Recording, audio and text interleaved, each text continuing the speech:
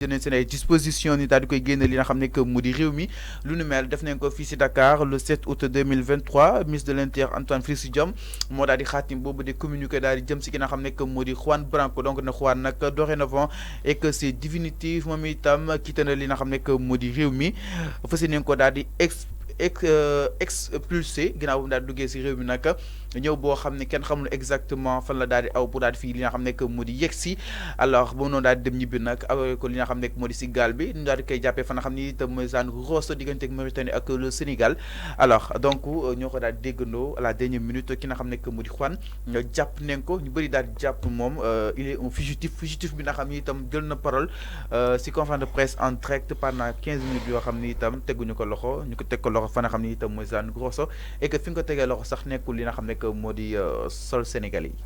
jërëjëf Fallou di la jaajëfal pour l'éclaircissement concernant le cas Juan Branco qui continue toujours de faire li nga xam ne moom mooy débat donc comme si tu l'as bien dit Juan Branco ñëw na fii ci Sénégal fekk boobu noonu boobu jamono les avocats de Ousmane Sonko ñi ngi doon tenir encore une fois benn conférence de presse ci biir conférence de presse boobu noonu la def irruption ñu bëri xamuñu woon ne que sax day ñëw donc on a vu kàddu yi nga xam ne maître Bamba yëkkati woon na ko ne bon il me semble que je viens de voir Juan Branco je ne sais pas d'où il vient donc kàddu yooyu noonu moom la yëkkati woon par la suite on a assisté à sa prise de parole mu yëkkati ay kàddu attaqué directement ki nga xam ne moom mooy le procureur comme ñun ñëpp niñ ko xamee Juan est un avocat qui tire sur les points il a toujours été comme ça même ki nga xam ne moom mooy seen njiitum réew le président de la République de France Emmanuel Macron donc gis nañu aussi ay kàddu yoo xam ne daan na ko yëkkati di ko jëmale si président bu nekk fële nga xam ne moom mooy France léegi effectivement bi mu dugg see ci territoire sénégalais mu defoon benn polémique je pense que il est important de revenir sur les faits ci nit boo xam ne nee nañu que dafa am un mandat d'arrêt international donc ñëw na biir Sénégal assisté na à cette conférence de presse là génnewaat nañ ko dem na ay jours kenn xamul fan la Juan Branco nekk bi ay questions commencé encore une fois di planer sur l'actualité concernant est-ce que réellement mi ngi Sénégal est-ce que génnul dëkk bi ñu gis ne que mu defaat beneen vidéo wax ak les autorités sénégalaises wax aujourd'hui avec cette population là ne leen effectivement je suis toujours au Sénégal donc mu nekkoon un constat général bi nga xam ne tey ji askan wi population bi yëpp teg nañ ci seen bët et je pense que am na jàngat boo xam ne war nañ ko def dans ce sens là au moment où on est en train de parler de l'insécurité ci biir dëkk bi am na koo xam ne encore une fois jaar na ci suñu frontières yi dugg ci territoire sénégalais donc là ça doit être le premier constat léegi nag moom on sait que Juan est un avocat très intelligent il a une intelligence extrêmement tendue sànq sax maa ngi gis aujourd'hui des acteurs politiques ñi nga xam ne ñi ngi ci langum politique bi naan tey ji est-ce que l'État sénégalais n'a pas permis à Juan Branco mu xam exactement les faits de la société donc concernant li nga xam ne moom mooy frontières yi mais effectivement parce que déjà il a soulevé un problème boobu noonu fan la commencé kon ñun suñu frontières yi sécurité bi fa waroon am amu fa léegi nag si beneen wàll bi mu toog ay jours yoo xam ne kenn xamul fu mu nekk xam naa pour ne pas encore une fois précipiter le débat on a vu aujourd'hui ki nga xam ne moom mooy le garde des Sceaux ministre de la justice yëkkati na ay kàddu concernant peut-être ñi nga xam ne ñoom ñoo ko doon jàppale y a eu un avocat qui a été arrêté donc gis nañ aujourd'hui tey tamit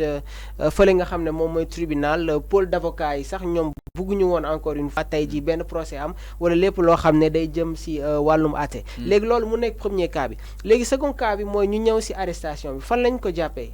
jàppee wuñ ko ci biir Sénégal ñu ngi ko jàppee ci frontière Sénégal Mauritanie alors léegi ci wàllu boobu aussi mun nañ ci defaat beneen jàngat et que ñi ngi doon wax je pense que sur les derniers plateaux yi nga xam ne jotoon nañ ko def c'est l'Interpol en général qui exécute tout ce qui est li nga xam ne moom mooy un mandat d'arrêt international donc on a appris ci information yooyu noonu que c'est l'Interpol yi nga xam ne ñoo nekk ci frontière Mauritanie Sénégal ñoom ñoo assisté ñoom ñoo gis ki nga xam ne moom mooy Juan Branco après par la suite ci la ñu woowee ñi nga xam ne ñoom ñooy suñu force de défense et de sécurité léegi loolu c'est un deuxième cas. Troisième cas bi mooy ñu indi ko fii nga xam ne moom mooy prison. Mais aujourd'hui autorités yi permettre nañu à Juan Branco mu xam exactement la réalité des prisons sénégalaises. xamuñu nag exactement si yan secteur moom lañ ko déteniroon mais lu ñu mën a jàpp mooy Juan Branco tey ji dugg na fi nga xam ne moom mooy prison Rebeuss. Et il y a une atmosphère qui se dégage là-bas. Donc tey ji ki nga xam ne sax moom mooy suñu confrère Mouhamadou Mansour Diop nee nañu l'état nee na encore une fois état bi permettre na encore une fois à Juan Branco mu war a bind loo xam ne sax ñu bëri xamuñu ko woon. Donc il faut s'attendre effectivement à ce que su delloo fi nga xam condition détention yi effectivement xam naa sax loolu dinañ si gën a ñëw parce que peut-être sûrement mais effectivement parce que le garde des Sceaux moom mi ngi doon wax sax sur les conditions de la détention donc foofu tamit fàllu yaakaar naa ne il faut que ñu taxaw def si seetlu bu baax a baax a baax donc loolu aussi mu nekk peut-être que encore une opportunité bi nga xam ne Juan Branco saisir na ko léegi tey ji ñu yëg ne que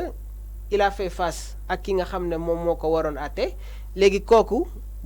ne ko tu es sous contrôle judiciaire maanaam contrôle judiciaire boobu noonu même su fekkee dañ koy delloowaat fële nga xam ne moom mooy France à chaque fois au moment où tey ji justice sénégalaise soxla na ko donc moom dafay ñëw wuy ji fii nii léegi ce qu'on peut apprendre encore une fois mooy retour en France de Juan Branco dans les prochaines heures donc ki nga xam ne moom mooy maître Robin Bézard l'un des défenseurs de l'avocat espagnol Juan Branco envoyé en prison ce week-end à la prison de Rebeuss annonce son retour en France dans les prochaines heures donc mun nañ jàpp ne que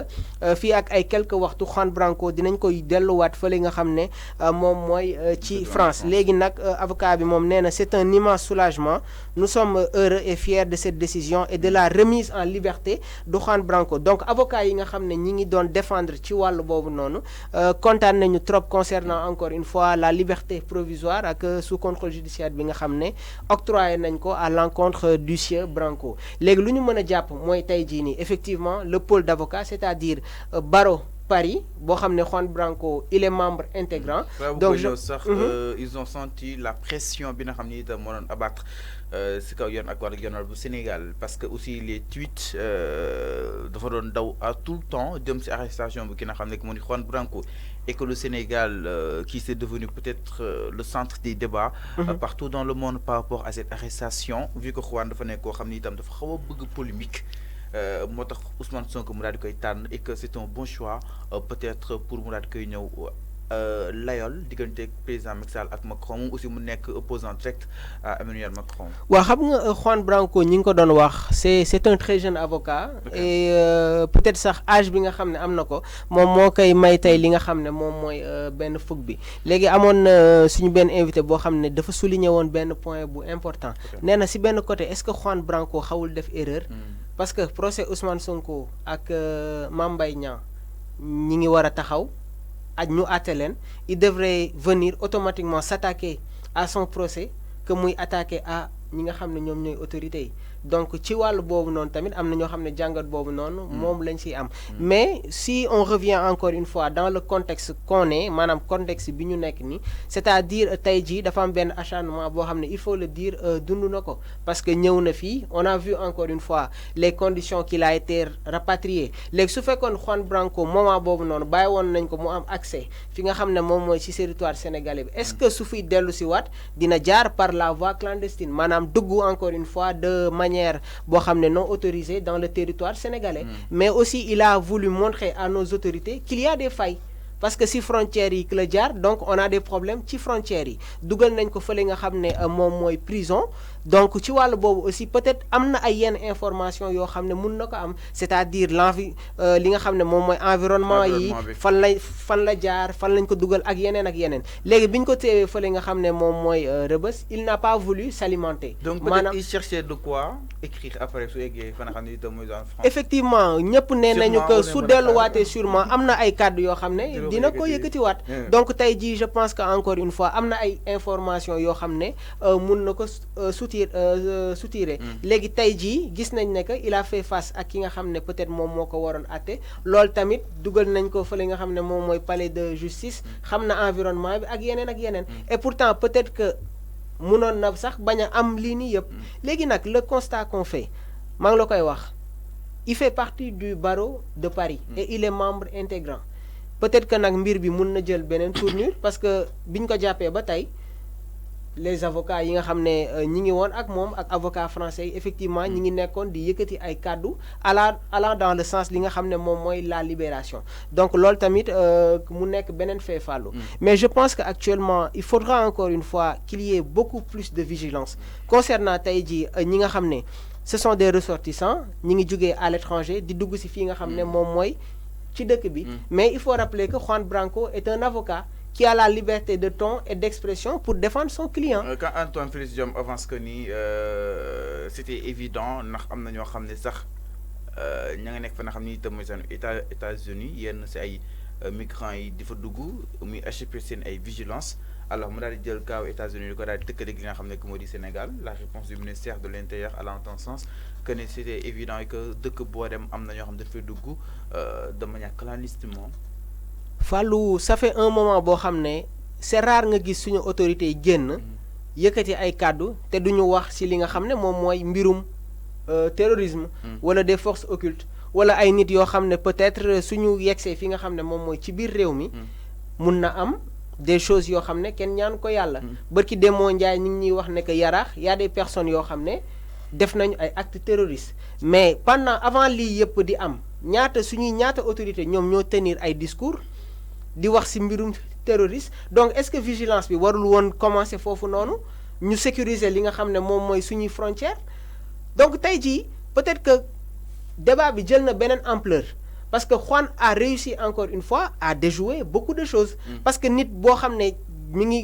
ngi duggee à partir nga xam ne moom mooy Gambie ñëw ba relais assister à la conférence de presse du sieur Sonko en présence des pôles d'avocats mais def fa 15 minutes parewaat dem xamoo fu mu nekk ba ay jours ba presque génnoon na fi nga xam ne moom mooy territoire sénégalais bi ñi ngi ko jàppee fële nga xam ne moom mooy Mauritanie mais ça cause vraiment problème moo lay wan ne que aujourd'hui ñun concernant li nga xam ne moom mooy insécurité bi ça pose problème léegi du dañu jàpp Juan Branco quelque temps après ñu ne attaque am na mooy bus donc yooyu noonu yëpp encore une fois c'est des failles donc yooyu noonu yëpp c'est des failles yoo xam ne encore une fois nos autorités su fekkee encore une fois il y a réellement danger concernant tey jii la sécurité des biens et des personnes effectivement war nañu gën a appuyer encore une fois pour que yenn ñi muy bañ di am ci réew mi alors pour yéen yi muy bañ a am ci réew mi donc certificat de mani kon li nga xam ne que moo di kaw Juan Branco mu nekk benn phénomène boo xam ni itam de plus en plus mi ngi daal di persister de par ces différentes prestances bokk na nag bu mujj bi dikkam fii ci Ndakaaru wala ci nag mu daal di apparaître à notre plus grande surprise avocat yi nga xam ni itam ñoom ñoo nekk ci pôle d'avocat bu Ousmane Sonko doon amal seen benn conférence de presse nag boobu ba tey ñu ne ana mandat d'arrêt international fan la daal di aw certes waa Pastef wala comme certes waa Benno sax ñoom jàpp nañ ni lu ñu mel donc annoncé woon rek nekk loo xam ni itam dafa donc acté woon donc bokkul loola waral amuñu woon dina xam ne que moo di peut-être kaddu ci kawam alors effectivement sax Fallou yaa ngi souligné waat beneen point c'est-à-dire mandat d'arrêt international bi c'est-à-dire parquet bi day requérer léegi parquet su dugalee loolu c'est-à-dire il faut que mu am benn juge boo xam ne moom mooy approuvé donc ñi ngi ko doon wax fan yi yëpp sax c'est juste un rappel mais tey encore une fois gis nañ ne que le garde des Sceaux bi muy évoqué li nga xam ne moom mooy le cas de Juan Branco il est revenu encore une fois sur les faits concernant encore une fois yenn procédures yi nan lañ koy jaaree merci léegi nag quand le parquet fait li nga xam ne moom mooy une requête effectivement dafa am juge boo xam ne daf koy approuvé donc ñun dañ mën a jàpp ne que pendant tout ce temps amul woon juge boo xam ne peut-être que moom moo approuvé woon cette décision là donc aujourd'hui encore une fois le garde des Sceaux c'était très important mu génn def une clarification beaucoup plus approfondie dans ce sens là alors allant dans ce sens merci beaucoup Mamadou donc pour ces précisions ma ni kon waa benn li ñuy daal di avance tout le temps que ni lu nu mel que